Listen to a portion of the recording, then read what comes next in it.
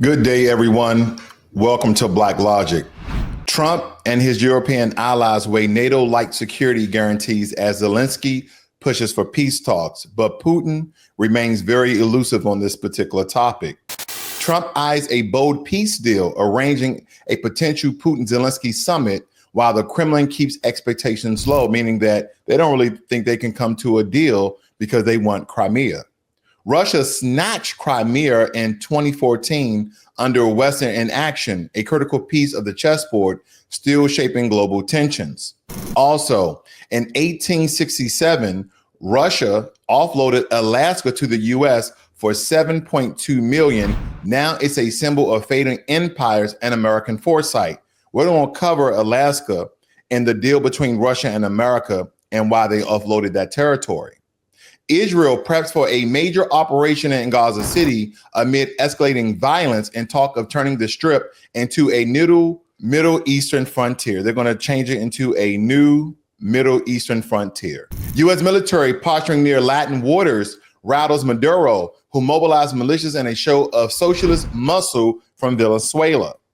Trump's takeover of D.C. law enforcement sees National Guard roll in, prompting fierce leftist protests and deep outrage. And some of the critics and some of the people in the comment section, we're going to cover that as well.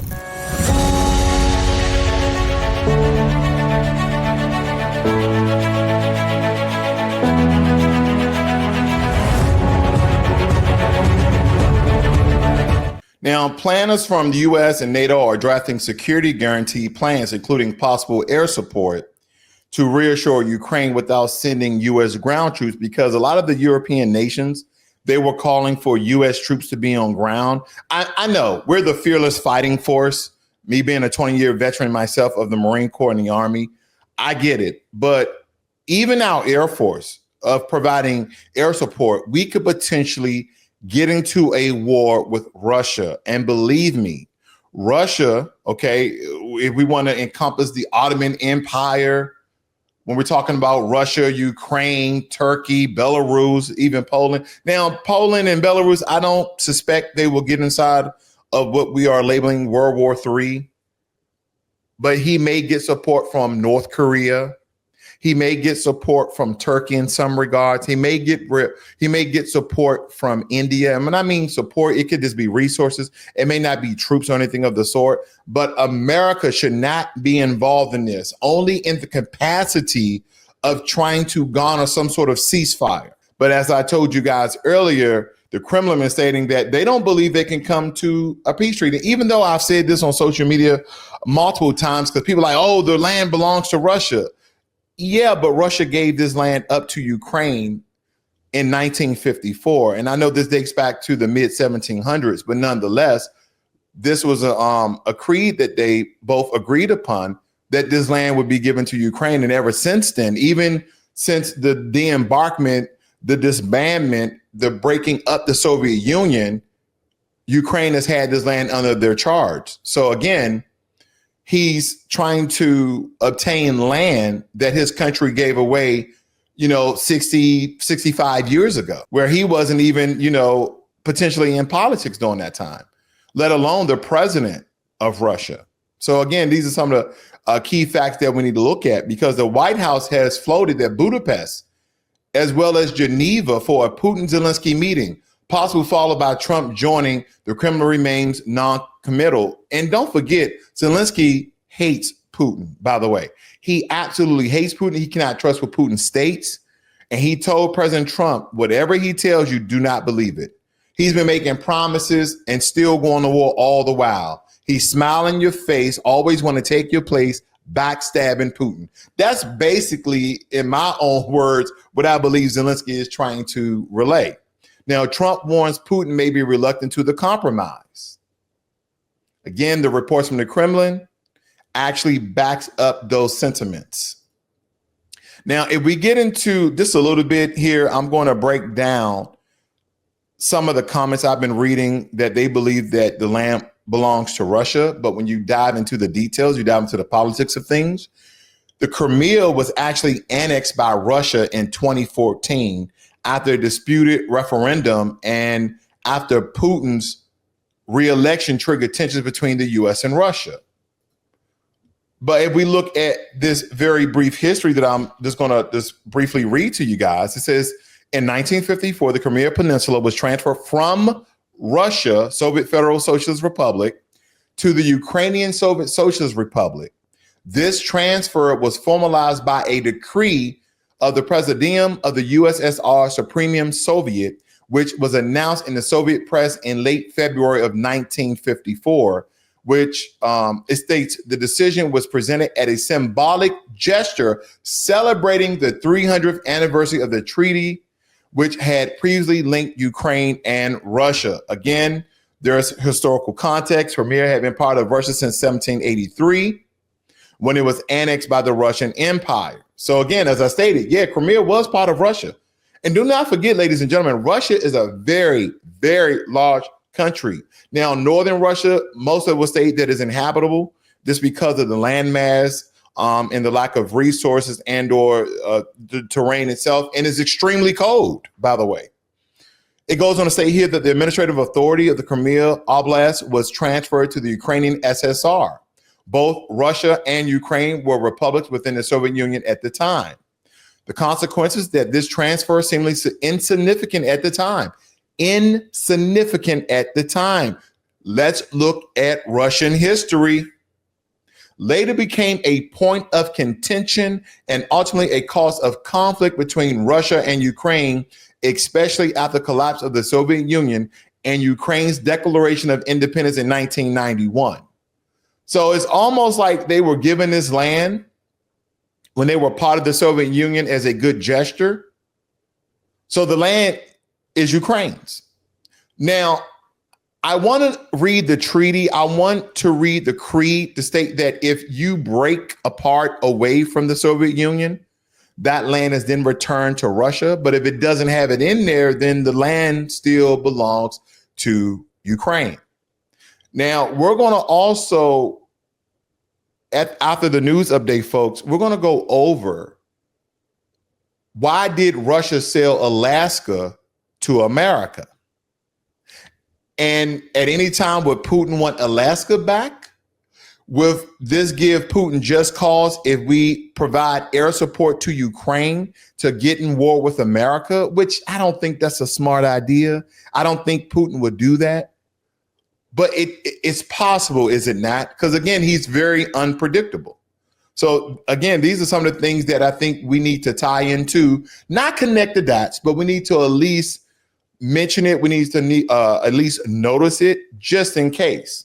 Because again, there's a lot of things going on. As I stated before, Russia sold Alaska to the U.S. in 1867 to offload territorial cost and strength ties amid threats in Europe. Now, supposedly, I forgot the politician name. She used to be a model. She was a governor or senator of Alaska, and she was stating that she can see Russia from her patio. I forgot her name, but of course, that wasn't true. Alaska is closer to America than it is to Russia, but it was still part of Russian land. So again, we're going to get on that just a little bit later so I can provide context. Now, troops earlier, about a week ago, in regards to the proposal to administratively control of Gaza, the occupying of Gaza by the IDF, by the way of the Israeli government. And they're trying to relocate 2 million Palestinians and develop the area as the Riviera of the Middle East. Why does the Riviera sounds like a Trump term? That Benjamin Netanyahu possibly got that term from President Trump. The Riviera of the Middle East, just like the Riviera of America. Ladies and gentlemen, right in our face, whether you are for Israel, against Israel, neutral on Israel, don't care about Israel and or Gaza and Palestinians in the state of Palestine. Critics are stating that we are witnessing a full-fledged genocide, modern day times, right in our face, that the U.S. government is supporting. That is what the reports, that is what the critics are saying. Some people on the right, a lot of people on the left, people who are neutral. But they're going to relocate 2 million people instead of providing medical aid, generators, temporary housing, resources to rebuild. No, occupying, expanding Israeli land and making the Riviera of the Middle East that will be under Israeli rule. That is what I see here, folks. But I'll make sure I keep you guys updated with all of these news updates. Please hit that subscribe button as well as the notification bell so you are notified every time I go live and or release a video. Now, in a response to U.S. military deployment in nearby waters, Venezuela regime has mobilized its militias amid political crisis and mass protests. This is basically Venezuela saying we ain't no punks. You ain't gonna just send military aircraft carriers and U.S. battleships in Latin America and we're not gonna have a response. Now, of course, we're no friends of Venezuela. I'm surprised that Guatemala, I understand why Belize wouldn't get involved. But again, this is a losing battle. If America wanted to go to war with Venezuela, this is my humble opinion, very humble, very meek. We will destroy Venezuela, but I don't want any country to be destroyed. I'm just stating a fact. Our military versus their military.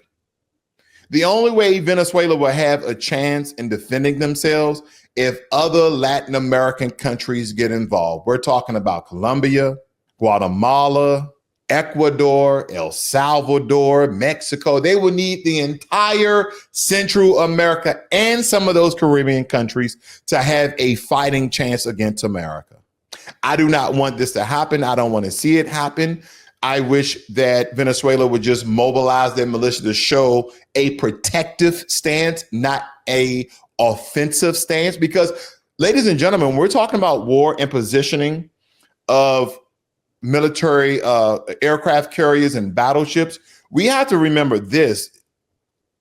If your military shows an offensive stance, that can be an act of aggression to certain military strategists that will inform the president that, hey, they are showing indicators of attacking first that could damage X, Y, and Z, military resources from America. So again, we have to look at this bilaterally when it comes to warfare.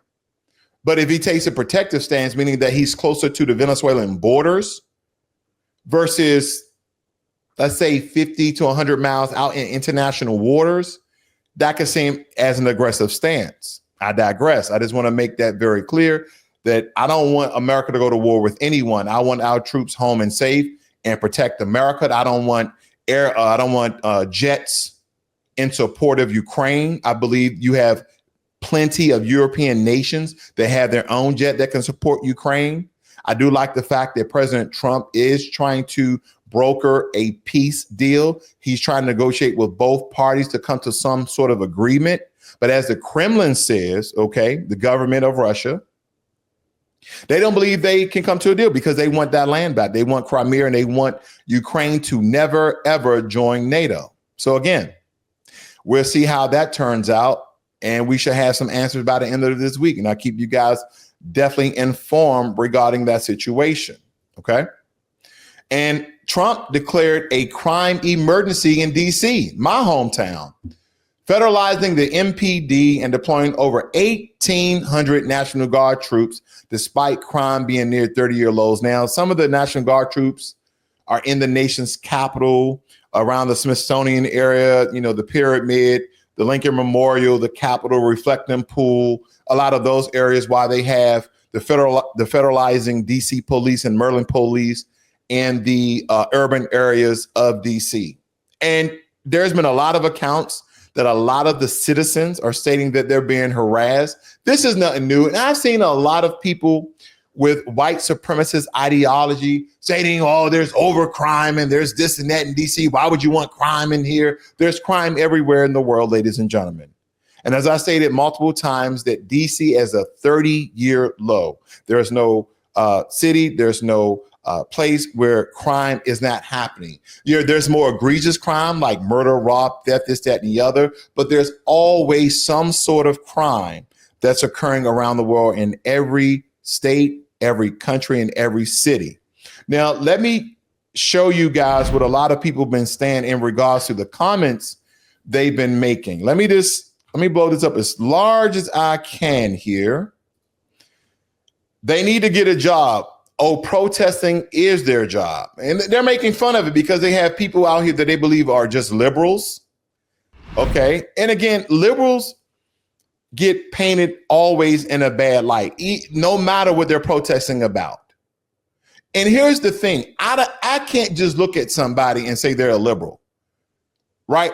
It's stereotypical, right? This young man, if you see him on the left-hand side with the shades right here with the Mickey Mouse shirt, and it looks like an American Mickey Mouse shirt. Oh, he's a liberal. Then you have a guy here with an army shirt. He probably served, or his family probably served. Oh, he's a liberal. We have a lady here with an orange bandana around her saying free DC with buttons and this, that, and the other. Oh, that's a liberal. Here's a guy with a hat and shades and look like an orange whistle. And you have another guy with no shirt on with an orange whistle with a silver, white, gold chain, possibly. Oh, he's a liberal. Here's a white guy with glasses on right here, ladies and gentlemen, with his hair slicked back. Oh, he is a liberal. So now we're stereotyping what liberals look like. And just to think that they thought all of these people were going to be black. No, hands off our democracy. They got Deutsch up there as well. Oh, look at the men and women in military. They look dark melanated hue complexion, doing their duty by the orders of the president, no less. Oh, here are these so-called liberals and the people who are pro-crime. This is not the typical depictions of people that we're seeing. My dad fought fascists. Now I fight fascists here. Save the Constitution. Now, granted, when you put up signs like that, that automatically indicates that you're an immigrant and you may want to tread very lightly in the nation's capital. That's all I'm saying. Let's go here. Here's another brother, National Guard. Again, you see them. It seems as though that the people that are protesting, majority of them are non-melanated people in some regards, where the people who are protecting the nation's capital are just the opposite. Okay. As I told you, DC is 43% black and 37% white. It looks like the 37% is protesting while the 43% is protecting it. All the while, I see my brothers and sisters in the urban areas being harassed by law enforcement to a certain degree. Okay? I'm going to show you the rest of some of these pictures. Again, we see the face of the so-called liberals. Fascism wears diapers now. Okay? Fear tyrants. Tyrants fear Americans. Dump Trump. Uh-oh, we got two black sisters here. There is no hood like statehood. You see, you know, look at the things that we're protesting versus what other people are protesting. We're fighting for DC to be the 51st state so we can have a governor, so we can have more levels of government that we can have to protect DC from the president's takeover. See, political. You see that? Oh, he's a tyrant. He's a fascist. No. There's no hood like statehood. Taxation without representation. See, Bill Clinton got that terminology from black politicians. So we can have representations in Congress, representations in the Senate. So when things like this occur, we can go to the Supreme Court and get it overturned. There's only room for one Pam in MPD, hands off DC. Very different protests. Let me continue. It could turn. Here we go. There's another brother by the MRAP. Okay, this is abbreviation for the vehicle, MRAP. With us just following orders, war criminals. Oh, wow. Yeah, that's a stretch. And I'm not going to be petty, but she doesn't seem to be Black American. I'm just looking at her facial features. Again, that's a stretch. That's a stretch. But she doesn't seem Black American. But to label men and women in uniform of doing their following orders as war criminals. And if I showed you the pictures again, ladies and gentlemen, no one's holding a firearm. What war criminals are you talking about? Are you talking about the American military? Are you talking about those men and women who are following the orders of the president as I would if I was in uniform? I'm not bringing harm to any citizens. They are in place to show a sign of force to deter and to decrease the amount of violence. Now, again, I don't agree of them being there, but as a Marine and soldier myself, I would be there in place regardless of how I feel. I'm not a conscientious subjector, no, because I'm not harming anyone. I'm just showing a sign of force. We've done it in many occasions, not in the US, but in many occasions we've done that because that would deter a lot of people from doing the wrong thing. So again, I do not agree with that sign. They are not war criminals. We are not war criminals. This is not normal. No kings, okay? Criminals out of DC starred the Epstein files. Again, we see the face of the people who are mostly protesting. In the name of humanity, we refuse to accept a fascist America. Again, look at the men and women in uniform. All of the men and women in uniform seem to be Black. Every single picture I've shown you guys, every men and women seem to be Black. And guess what they're doing in a Black city? Following the orders of the president. Yes, Black people have decorum. Yes, Black people have discipline. And yes, Black people follow orders. According to the crime statistics by the DOJ and the FBI, I know you guys love the statistics when it comes from the government itself. Majority of people in politics are white, and they run these law enforcement, government, federal entities. They state that the group of people in America that commits the most crimes are Anglo-Saxon, are Caucasian, are white people. And that's not to demonize or to have believed that, oh, 1 out of 3 people that commit crime. No, I'm not stating that. I'm just basing it off the statistics. And if you don't, just try to, contradict my saying and pop up the numbers yourself, and we can have that debate. But again, I mean, I'm not trying to debate with numbers because, again, then you would say, oh, the numbers have been fudged. Those numbers are left over from the Biden administration that depicted us as, no. Even if you look at third party, you look at Pew Research, you look at the Brookings Institute, the numbers remain the same. And again, I want to show you some of these comments down here. Let me show you some of these comments of what the people were saying. All right, let's see here. They need to get a job, or protesting is their job. They could surprise a few dumbass, even in alleged democracy that the Dems wrongly think we have. Laws are still enforced in a democracy. So actually Trump is enforcing the laws of your imagined democracy while functioning out of a republic. Even a democracy has laws to be followed. I agree with that. They say Soros funded AstroTurf, meaning that George Soros is funding crime. Paid protesters, they don't have jobs because they're paid protesters. There's a lot of paid protesters.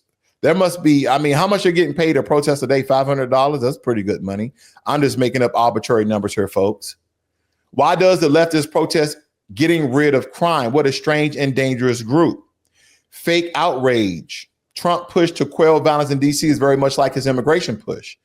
If you want to deport large numbers of illegal immigrants, go after those in agriculture, hotel, home maintenance, and landscaping businesses. That's where the majority of them are employed, illegally, I might add. Hands off our National Guard, blue and ice. I agree with that. These are paid protesters because normal people are tired of crime running rampant in these blue cities. Fake news jumps all over these protests to help their anti-Trump agenda. And this is why I was saying that they're saying liberals, because they're saying leftists, and they're saying that blue cities, we already know what that indicates. There is crime in so-called red cities too. There's crime in Dallas. There's crime in Houston. There's crime in Austin. There's crime in Tampa Bay, Tallahassee, Orlando, Miami. There's crime wherever people are. There's crime in majority Black cities. There's crime in majority white cities. There's crime in majority Hispanic cities and towns in townships. There's crime. Now, I wanted to say this in one of my last videos, and it's about guns in America. And when I was trying to depict or make reference of the contrast of violence in European nations versus crime in America, there was one element missing on being, quote unquote, in somewhat an oppressive people as Black Americans in America, being in a land that is historically and traditionally yours, and that only 500,000 of your people brought over here in slave ships, that majority of us was already here. Now, I know a lot of you guys may not believe that, but that's okay. We can have that debate. But I think another key component is that these European nations, majority of them, I believe there's only like one or two European nations that allow their citizens to have guns. How do you get rid of gun violence? You get rid of the guns. Some people will state that the way that you get rid of gun violence are people who are committing the violence with guns. Guns are not the problem. It's the people who are committing crimes with the guns. When I look at Korea, you rarely have any murders that derive around guns. Japan, a lot of the Asian countries, and a lot of the Anglo-Saxons, Caucasian, white nations in Europe, they don't have crime violence like that either. People are not just getting arbitrarily, haphazardly, indiscriminately killed by themselves or by their law enforcement. And granted, I uphold the Constitution at all costs. The right to bear arms, Second Amendment. I get it. I understand this was during a time where we were fighting against Great Britain, the UK, and a lot of the European nations, but mostly Great Britain, so we can have independence July 4th, 1776, and that they will never invade America by ground ever again, because every single American will have the ability to have a firearm and protect ourselves, our family, and our land, and thus our entire country. I understand. But me not being a liberal, me not being an independent, and me not being a Republic, am I a Black radical conservative? That's the question I ask myself. Because I'm gonna let the cat out the bag. I have multiple guns. I shouldn't probably say this, but I'm gonna say it. I have handguns, shotguns, and I have AR-15s. Yeah. I'm an American, and I'm a veteran. So believe me when I tell you this, who in America should bear arms? Oh, those who don't have police records and felonies and misdemeanors. Those who may have some mental issues. You know, the one thing that they don't do when you go and purchase a gun, a lot of times I go to gun auctions to purchase my guns, because you can broker a deal. You can kind of negotiate a little bit better if you went to a gun shop, or even you can probably even get a better quality gun instead of going to like a pawn shop. That they just do an FBI background check, but you're not hooked up to a lie detector test to see if you are in, an emotional state while buying the gun. Because some people are buying guns because they plan to do something with that gun. You know, me personally, my training just has me that I have guns for protection of my home and my family. And in regards exercising my Second Amendment rights. But should everybody have the right and access to guns simply because they don't have a criminal background? This is my personal opinion. Hell to the no. There's some people who are just not stable, right? Who hasn't rung the bell, so to speak. I digress. I do want to touch on Alaska and Russia giving or basically selling Alaska to America, because this story begins in the mid-19th century with an empire overstretched and bleeding money. See, Imperial Russia by the 1850s, Russia was struggling with wars in Europe, mostly the Crimean War. Crimea pops up again. 1853 to 1856, which drained its finances and exposed the vulnerability of its far-flung colonies. Alaska, or Russian America, was vast but remote. Frozen for most of the year and costly to defend it, Russia feared that if another war broke out, especially with its rising rival, Great Britain, it might lose Alaska by force without a single ruble in return. So Tsar Alexander II made a decision that seemed strategic at the time: better to sell Alaska than lose it for nothing. See, this was a brokering deal that they had. So they're going to get something for Russia, or they may just lose it in the war to Great Britain. And meanwhile, the United States of America was on the hunt for expansion. We were always trying to expand our lands. That is just the way that colonial powers work. They're always trying to expand their land. That is one of the reasons why Donald Trump is taking back the Panama Canal. Now it's the American Canal. The Gulf of Mexico is now the Gulf of America. We're expanding our territories very easily. Now, fresh from the Civil War between 1861 and 1865, America was actually bruised, but we were very, very ambitious. And Secretary of State at the time, William H. Seward, saw that the potential of Alaska as both a shield against European influence and a treasure chest of untapped resources. Now, granted, Russia wanted something for these resources, 7.2 million.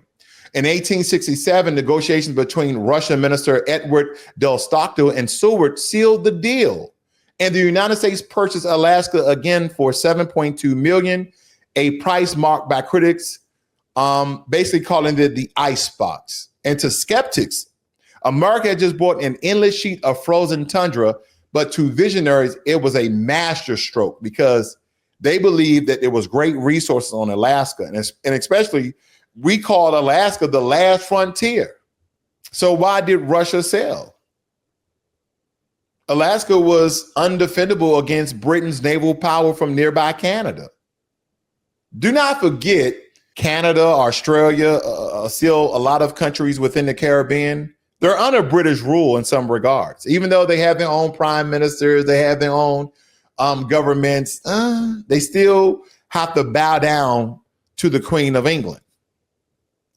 Now, also, Russia needed cash after the Crimean War, and that the empire wanted to consolidate power at home, not hold distant, icy colonies that wasn't even collected to the land. Again, as I told you, I believe that Alaska is closer to America than it is to Russia.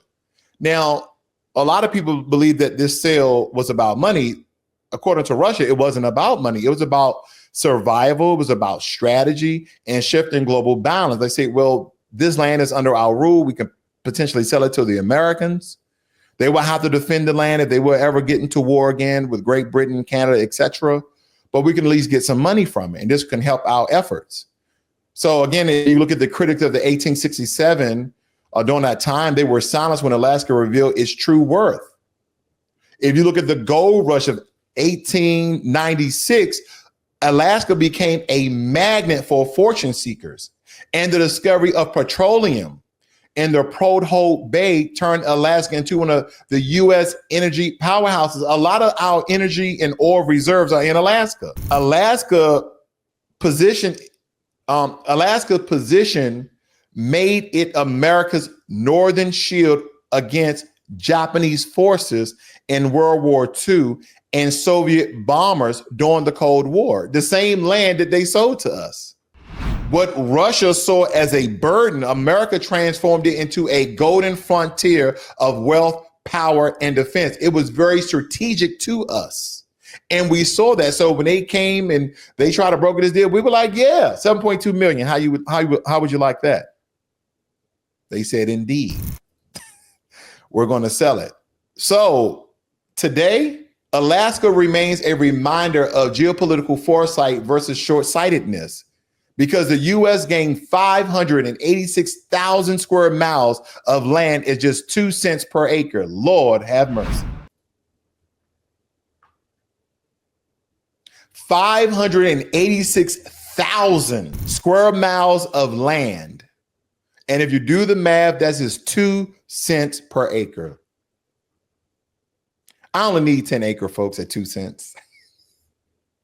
So Russia, now seeking to project power in the Arctic, looks back at the sale with a mix of regret and historical irony. And that's why a lot of these countries are in Antarctica. They're really looking for resources. And there's a lot of conspiracy theories around it. There's aliens in in Antarctica. There's crash spaceships from other worlds in Antarctica. That's why a normal person, a regular human being, no matter what country you're from, can't just travel to Antarctica. You got to get permission, and you got to go through a lot of bureaucratic international red tape, etc. This is a lot of historical irony when I look at this deal that we made with Russia in the obtainment of Alaska, because this deal often compared to China's Belt and Road missteps of America's Iraqi war cause, as we look at the contrasting correlations of these two. And this is a lesson that what looks foolish in the moment may be a strategic victory for centuries when it comes to the deal that we made. Now, if Russia held onto Alaska, imagine today's world: Moscow controlling vast Arctic oil reserves, direct borders with Canada, and a stronger hand in global energy politics. Instead, it became one of America's greatest bargains in history. To this day, you got to go through Canada to get to Alaska, and or take a ferry from Washington to Alaska. That's why when you are, if you've ever been to Alaska, they're like, oh, in the lower 48. Because again, majority of the U.S., excluding its territories, are combined, with the exception of Alaska and Hawaii. So when we look at history and how Russia sold Alaska to America, and how Russia gave Crimea to the Ukrainians, the only question I have: who really owns Crimea?